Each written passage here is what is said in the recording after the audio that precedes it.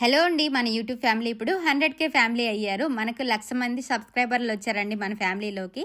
అయితే చాలామంది నన్ను క్వశ్చన్ అడుగుతున్నారు, అక్క ఇంటికి వెళ్ళొచ్చి ఏదో ఒకటి వర్క్ చేసుకోవచ్చు కదా, మీ ఫ్యామిలీతో ఉండొచ్చు కదా అని చెప్పేసి చాలామంది కామెంట్ చేశారు. ఒకప్పుడు నేను కూడా ఇలాగే నా ఫ్యామిలీతో ఉండాలి, నా పిల్లలతో హ్యాపీగా సంతోషంగా ఉండాలని 3 ఇయర్స్ బ్యాక్ ఇంటికి వెళ్ళానండి. ఇంటికి వెళ్ళే ముందు నా వాళ్ళు నాకు చెప్పిన విషయం ఏంటంటే, మేమున్నాము, మేము చూసుకుంటాము, నీకేం ధైర్యంగా వచ్చేయి, ఇంకా అవసరం లేదని చెప్పారు, వచ్చే ఇంటి దగ్గరే ఉండు అని చెప్పారు. కానీ నేను వాళ్ళని నమ్మి వెళ్ళాను. నమ్మి వెళ్ళిన తర్వాత నాకు అర్థమైంది ఏంటో తెలుసా, నీకంటూ ఒక పని లేకుంటే, నీకంటూ ఒక ఇన్కమ్ లేకుంటే, ఆదాయం లేకుంటే నీ మాటకు కానీ నీకు కానీ వాల్యూ ఉండదు.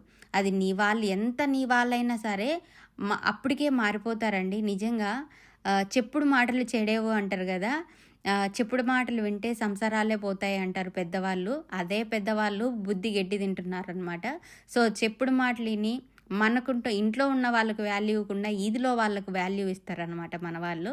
సో నాకు అర్థమైందంటే, మనకంటూ ఏదో ఒకటి పని ఉండాలి, ఒకరి మీద మెయిన్ డిపెండ్ కాకూడదు అనే ఉద్దేశంతో నేను మళ్ళీ కోయిట్కి వచ్చాను. కోయిట్కి వచ్చాక కూడా మళ్ళీ నేను నాకు వేసుకున్న క్వశ్చన్ ఏంటంటే, నేను ఎప్పుడైనా మళ్ళీ ఇండియాకి వెళ్ళాలి, నా ఫ్యామిలీతో ఉండాలి, నాకంటూ ఏదన్నా పని ఉండాలి, ఇన్కమ్ ఉండాలి, ఎలా ఏంటి అని ఆలోచించి నేను యూట్యూబ్ అనేది స్టార్ట్ చేశానండి. యూట్యూబ్ స్టార్ట్ చేసేటప్పుడు నేను ఒకటే అనుకున్నా, 100K సబ్స్క్రైబర్లు రావాలి, సిల్వర్ ప్లే బటన్ రావాలి, మంత్లీ ఇన్కమ్ కూడా రావాలని. అల్హమ్దుల్లా ఇప్పుడైతే 100K కంప్లీట్ అయిపోయింది, సిల్వర్ ప్లే బటన్ కూడా వచ్చేస్తుంది, ఇంకా మంత్లీ శాలరీ కూడా వస్తుందండి. థ్యాంక్ యూ సో మచ్ అండి.